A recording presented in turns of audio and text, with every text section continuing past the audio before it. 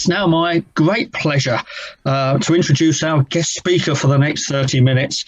And that speaker is Chris Wells. Chris was the creator of the Rotaract philosophy of do-goodery, and which he presented at a number of conferences. You've seen this around, some of you, and even at the Rotary International Convention in Hamburg, where he presented it in front of a huge audience to great applause. So well done, Chris, on that. He'll now keep us informed with his new topic, which is innovation isn't scary, I promise. Fellow Rotarians, let me present to you Chris Wells. Hi everybody. Can we all hear me okay? This is all very peculiar. Cool, I like it. I can see a bit of thumbs up. That's good. Okay. Hi everyone. Yeah, so I'm Chris Wells, Rotaractor and Rotarian. Set up the Market Harbour Club. And doing very well, and still has been doing well, and I hope to share a bit about that as well. But I think we just need to acknowledge at the start of all of this that we have had like a doozy of a year.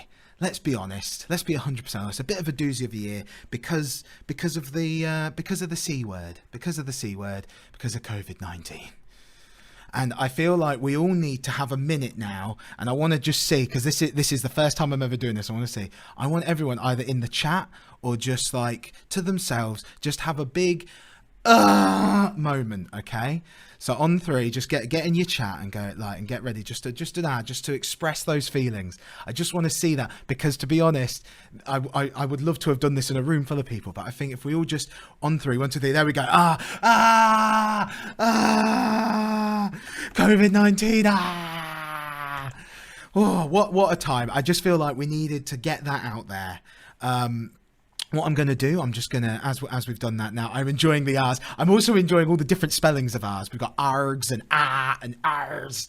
Like, it's very important. I'm just going to just share my screen on this now. We should be able to see innovation isn't scary, I promise. And let me just, so innovation isn't scary, I promise. And scared you there. And actually, let's be honest, I was going to originally do a big PowerPoint, was going to do all of this, and I then heard that apparently having lots of slides can add to Zoom fatigue and can actually cause people to get a bit tired and overwhelmed and bored and blah, and actually just having a face-to-face like this works quite well. So I decided to kind of try something different, which, to be honest, is absolutely terrifying. And that means I also kind of lied saying innovation isn't scary, or did I? But let's keep going. So the thing is the thing that I'm actually scared of is another C word, and that C word is change. Change is very scary. It can be very difficult. Sometimes you don't even want it. Nobody wants change sometimes. And actually, when it's taken out of control, when it's taken out of your own thing, it can be very, very distressing and bothersome, as this year and your ARGs have very beautifully shown. And the thing is it affects all of us. The thing about this is that about COVID-19 is that we're all in the same boat on this. And a lot of us have been forced to make changes, have been forced to try different things. And this comes up to me right now. Normally, I'm on a stage, and my last speech in Hamburg was 15 minutes, and it had 80 slides. Because I love my slides, I love going through, and I like using them to exemplify, to just put across a point or show a nice picture. Just keep going, like doing all like that. And it's quite good because it also keeps me in the flow, and I can just be like picture. And the problem that I have now is I'm just doing this, I'm just talking to you guys, and now I don't have the slides to keep me going. So sometimes I meander a bit. I've got like pages of notes and like things and stuff I'm worried about, but I'm like, no, we need to try this. This is new. So you're on this new thing with me. I've never done a speech like this before. So I wanted to kind of share this with you and be honest that like I am absolutely terrified, and this is scary because of change. And the thing about that is, I remember when all this started happening, and I was in Florida, right? This time last year, I was in Florida doing a speech to a pets group. And it was great. On stage, I think that one had like 90 slides, was going through, blah, blah, blah, blah, great. And then as I got to the airport on the way home, I started hearing about this COVID thing, about this, and it started going on a bit. And then all of a sudden, it really felt like the world was ending. I was in the waiting room, and I just saw all of these flights getting cancelled. And it was awful. And you get that pit in your stomach feeling of like the world was ending. And a lot of stuff was, and a lot of things were very hard. But then after a period of time, we kind of took a minute, and then lockdown happened. And then we're all stuck in together, but it's okay. And then all of a sudden we needed to try and do the things we wanted to do. And with Rotary, as I love to say, it's do-goodery. We want to do more do-goodery, want to do more things. But how? We're all locked inside. We're not allowed outside now. What do we do? And to be honest, there was a good few weeks of everyone just making those sounds and just worrying about. And I think that's okay. I think sometimes with change, it's all well and good going, you should adapt to change and do all this. But actually, it's just as hard to come to terms with that. And I think if you be patient with yourself, and we all be patient with each other, then we kind of absorb it and then we adapt and move on. That's literally what we do as humans, isn't it, really? And so, and the thing about change as well is that sometimes we resist it and we want to do it in a slightly different way. So for example, after doing my speech in Florida, which was like amazing and brilliant, and it was at a pet, so it meant literally all the presidents in Florida wanted me to speak, and now on Zoom they could, and I was doing all these speeches. And I used to do it where I'd share my screen, go slide, and it seemed all right, and it seemed to be going well. And then I heard about that study that said the more slides you show leads to Zoom fatigue, leads to people getting tired, leads to less engagement, because it's just like slide, and it can get quite draining on people. And the thought that I had was, there's this Mitch Hedberg joke, who was a comedian in the 80s and 90s, who used to say, he goes, oh, you're a comedian, brilliant. That means you must write. When's your next sitcom coming out? And he goes, that's really dumb. That's like going up to a world famous chef and being like, hey, you're a world famous chef. Do you farm? Like, the link's there, but it isn't necessarily what we think it is. So the thing that I decided to do with my speeches was adapting to the form. So while doing a speech on Zoom and on stage might feel like the same thing, it's not. And that happened with our meetings as well. We were like, right, let's just meet regularly as we do and go through the meetings as we do. We started having our meetings online, started having them live on Zoom. Brilliant, as I'm sure all of you did, and had a great time getting used to knowing how Zoom worked, because it's so fun. And then we had a pink party plan to raise money for breast cancer awareness. We shifted that and tried to do an online version of that. We run a support group for different strokes. Did that all on Zoom. We had our quizzes. We used to do our quizzes in pubs, and we used to get 50, 60 people inside a pub, would raise loads of money, have a nice fun time. We started trying to do quizzes online. And Market Harbour Carnival was a big event, normally 2,000, 3,000, 4,000 people in a big field. We then tried to do a live streamed event where we got all of the different vendors and people to film their own little videos, and we live streamed it from this very laptop, in fact. And everything was different, and it was hard. And also we started like experimenting with different things. The carnival thing worked quite nice, but like, you know, wasn't necessarily as big as we wanted it to be. We started getting tired of all these Zoom meetings and all like that because of that C word, change. And it was scary. And like I said, it was scary. Getting used to new things is always hard and is always difficult. But then actually, this speech wasn't about change, was it? It was saying change is scary, yes, but it's about innovation not being scary. And innovation often comes from being forced into change, being forced to change because of the situation, because change is always going to happen. And actually, one of my favorite ever quotes about change is, in fact, I can get it up. My very favorite quote about change, about bravery, is that courage is not the absence of fear, but action in the face of fear. And that apparently was Mark Twain. And then I did some more research, and it's not actually Mark Twain. It might actually be someone else. So for all we know, it was me that was saying it. And the thing is that we can be scared. We can deal with being scared. And actually, as long as you do something about it, as long as you take action, it doesn't matter whether you're scared or not.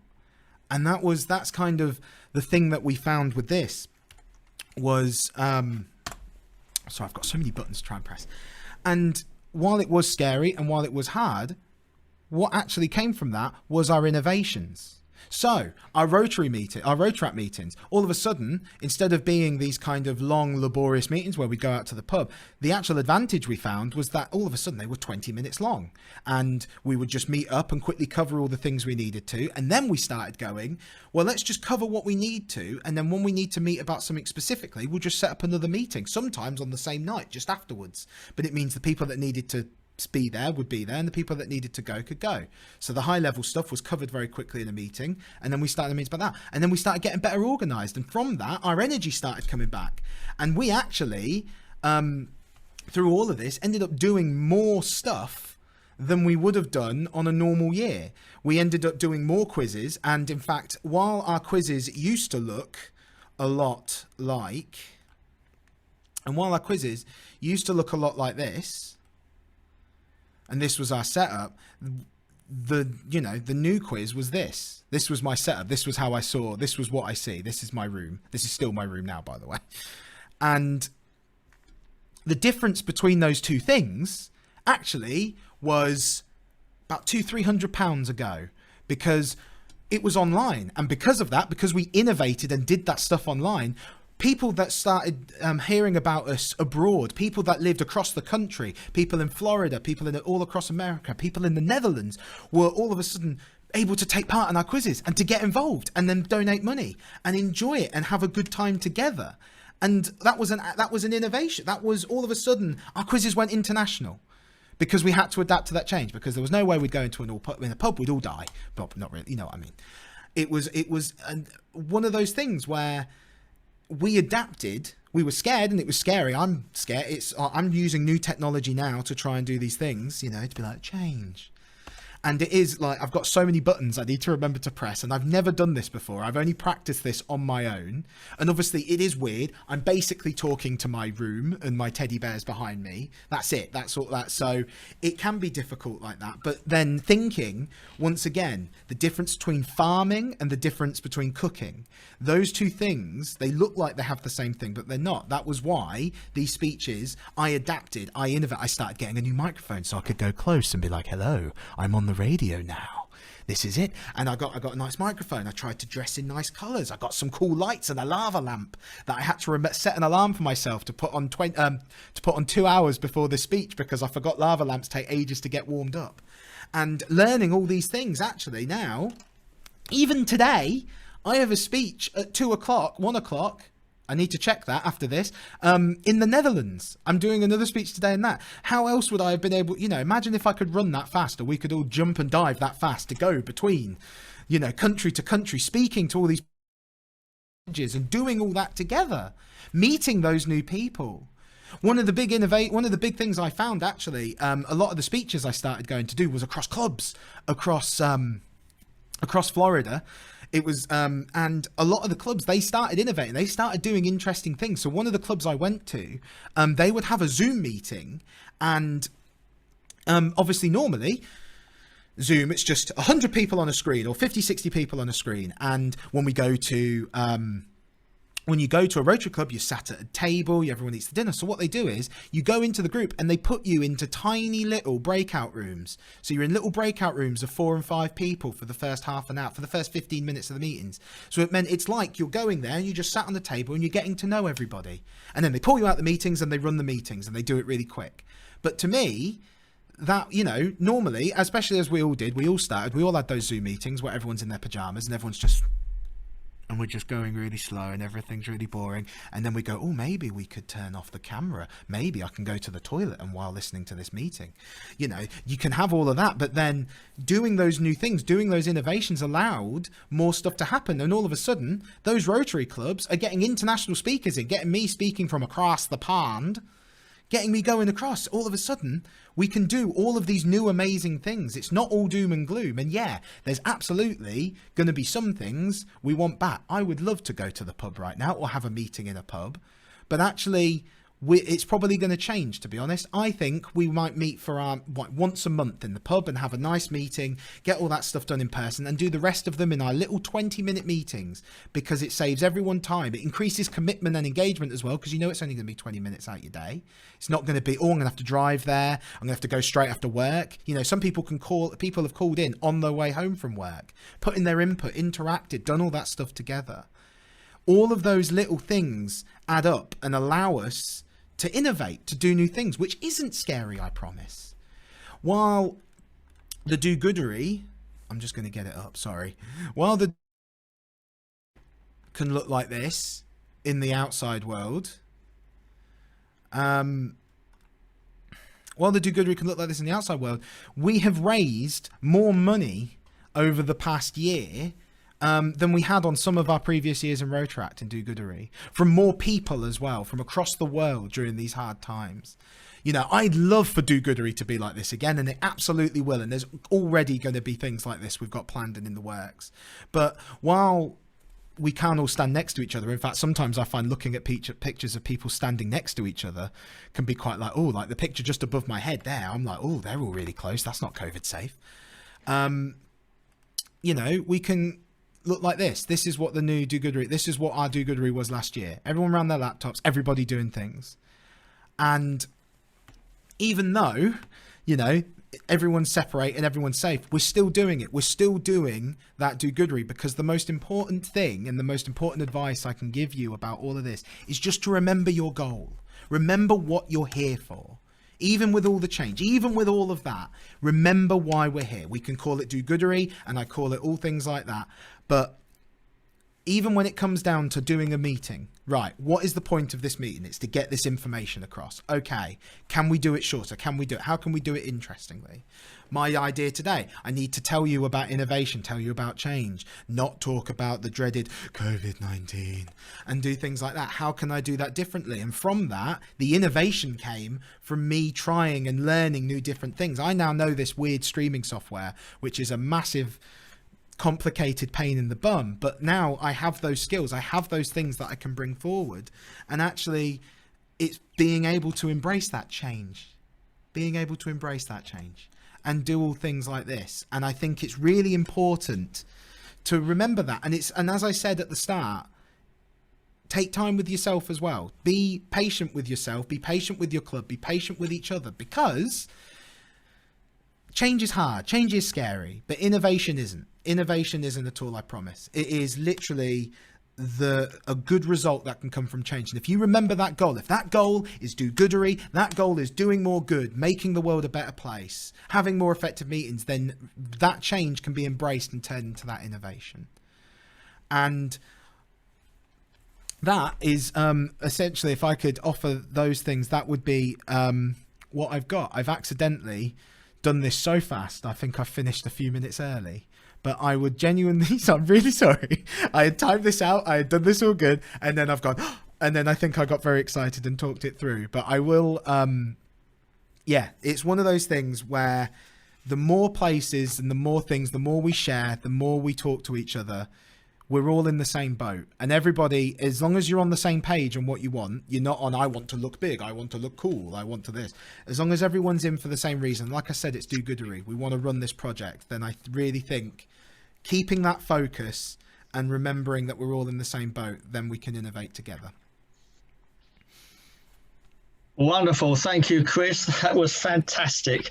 I think Chris Davies might have one or two little questions for you. Chris, are you online there? Can you unmute? And is she unmuting? Phil's doing his magic with her, I think. That's the thing with us, Chris, is we get hard on the mutes. Well, hard on the mutes, but it's finding you in the list is the difficult bit. But Chris, that was fantastic. So, I mean, tell us about the meeting this afternoon. Who are you talking to? It is I think it's at a conference across the Netherlands. they're using Microsoft Teams and not Zoom as well. So that is a new, I'm a bit nervous about that, but I think it's a Rotaract and Rotary event, because they do a lot of things across massive areas. So funnily enough, the only two places after Hamburg, the only two places I got to speak to were Florida and the Netherlands, and then the world shut down. So I feel like I'm wanted and famous in Florida and the Netherlands and nowhere else. So, which is still quite nice, and everyone's very lovely. It's just very exciting and interesting. Brilliant, great. Oh, we found Chris. Excellent. Hi, Chris. Hi, Chris. Hi, Chris. Got a question for Chris. Chris, I think one of the questions that seems to be coming up, apart from all the excellence that have been coming up in the chat, one of the questions is that I think you talk about innovation. What is the link then that takes us from change to innovation? I think reacting to change often leads to innovation. So innovation is one of those things that sounds nice and is a nice big fancy word to put on things, but then it actually requires doing something different. It actually requires having to change to make a, not necessarily a sacrifice, but adapting, doing something different. And often doing that something different and then doing something new can lead to those new, exciting, innovative ideas. But I think sometimes people like to say, oh yes, we're very innovative. Oh no, but we don't do things differently here. No. So yeah, I think and like I said, change is scary, but then innovation in itself doesn't often feel scary when actually they're very closely linked. Thanks, Chris. One of the other things I think that people were interested in is that you talked about your club actually using, one of them uses a house party link, or I know others use WhatsApp.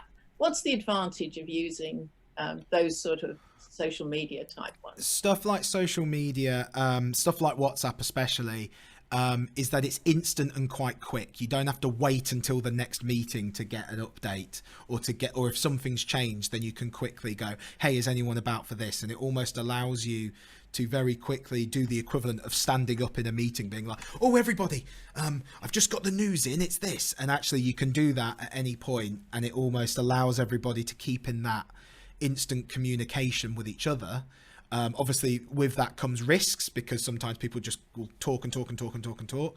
But if you allow yourself to kind of control for that and adapt to that, then it means that, like, yeah, if anything comes up very quickly, or, you know, you suddenly need a change, or you suddenly need a volunteer for something because something's changed, it will allow you to kind of adapt and kind of react a lot quicker than it would do of going, right, let's go to this place and wait for this meeting. Oh, actually, yeah. Then you have that meeting where all of a sudden it's like, oh yeah, everything went wrong. Sorry, bye. Now it's like, right, everything went wrong, but luckily Chris was on the other end of the phone and we're able to get everyone in quick now. Great, thank you for that. If you are using media like WhatsApp, and I noticed the E-Club of Innovation is using Teams, and we have our own global hub on Teams, what do you do about minutes? We still, so on live meetings, we do it exactly the same way. We have someone that takes minutes. In fact, we use Google Docs for our minutes. You can do it with Word now as well. Essentially, using Google Docs, it's a live document online, so I can share the link and you can literally watch me fill it out. So what the senior leadership team of each Rotaract club will do is we share the link with each other, and you can literally watch the minutes be filled in with all the spelling mistakes that you can ever see. And the advantage of doing it that way, when we send the minutes out, we send it as a link, not as a document.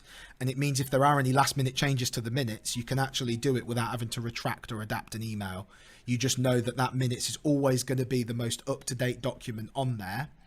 And it also means that sometimes the secretary can be writing and then might need to quickly do something, and then the president can quickly take over and writing some of the extra bits.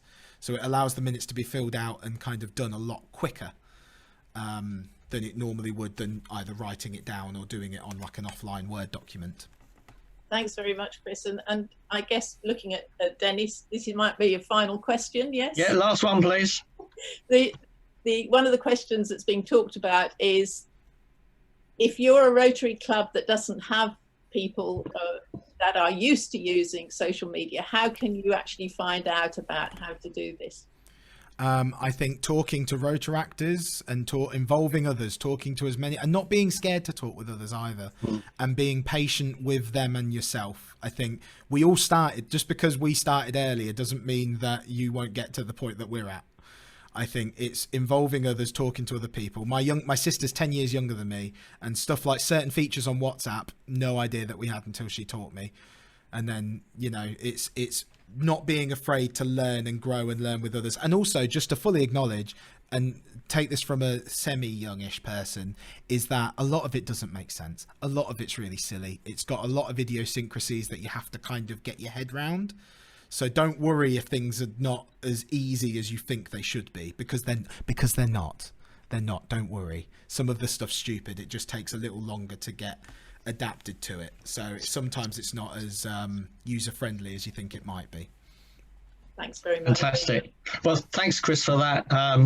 All the questions coming in there. And thanks, Chris. Fantastic presentation once again. I've seen you talk a number of times, and the chat that was coming through was excited, and you really have sparked some things there. So brilliant. Thanks for your contribution today on behalf of everybody, and good luck this afternoon with the conference call as well. So that's great. Thank you all ever so much for taking your time listening to me and letting me in, and just being all your amazing, great selves as well. Thank you. Thanks very much indeed. Okay, everybody, look, we talked about planning your year earlier on in the breakout groups. Chris has chucked some more scenarios in there, some more options for making meetings exciting. And as I said earlier on, it sounded to me from the group I was in that it's about recovery of that meeting culture and so forth moving forward. So thanks, Chris. Thanks, everybody, for that.